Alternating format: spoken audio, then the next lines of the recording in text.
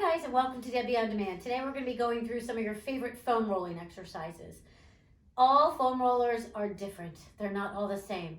So they're different dimensions, they're different fabrics, there's lots of different sizes and lots of different companies. So do your research. Do not spend too much money. They can range from $10 to $50. This is much more intense, okay? This is more like a trigger point foam rollers. If you're just starting with foam rolling, don't get this one, all right? But if you're advanced, you're a hardcore athlete, you might need it. So I'm using the melt method, which I will give you the link in our bio today, all right? So we're gonna start first by just lying down. And your knees are bent and your arms are down by your side. And all you're doing here is just getting your body neurologically ready for what you're getting ready to do. And you're really gonna work on your core, so you're gonna find what muscles are not working, all right? So you have a lot of stabilizing muscles that don't work very well. And as soon as you start doing these exercises, you're gonna know. And it'll be great for your core training. So from here, I want you to take one arm up, straight up, and then you're gonna take the other knee up.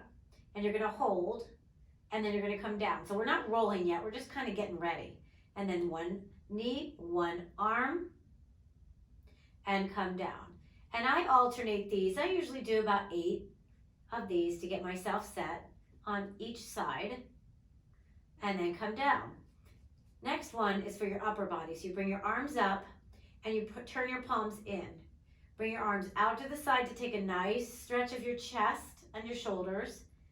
And you'll probably notice that one side is tighter than the other as you go down towards the floor. And then you bring your arms up and you give yourself a big hug.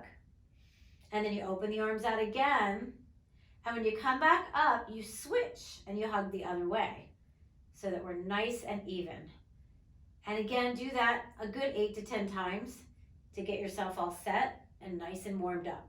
The next one I like to do is arms up, palms away. You're gonna soften your elbows and bend them and pull them just to the side. And I call this sort of the airway traffic controller. You're gonna take your arms back and forth, and back and forth. So now it's a little rotator cuff as well. And getting the shoulders and the pecs nice and open. Again, 8 to 10 of those. Bring your arms back up and come down. The next series, we're gonna come off, and I'm gonna show you just a real quick exercise for the neck.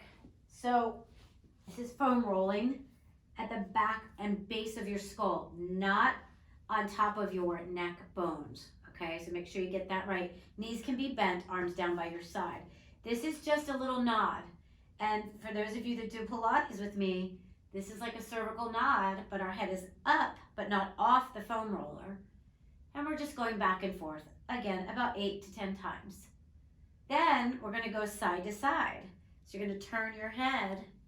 I call this the messing up your hair.